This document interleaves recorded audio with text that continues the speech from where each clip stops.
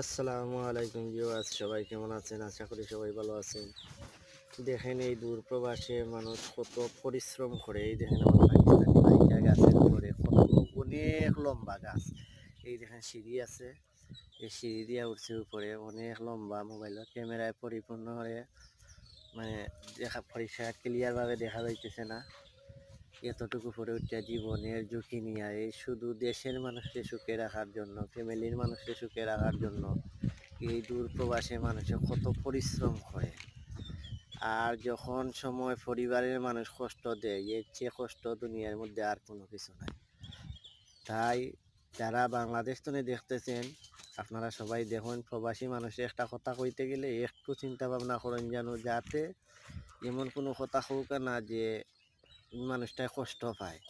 আজ আপনাদের মুখে হাসি ফুটানোর জন্যই গিয়ারই এই দূর প্রবাসে এই কষ্ট।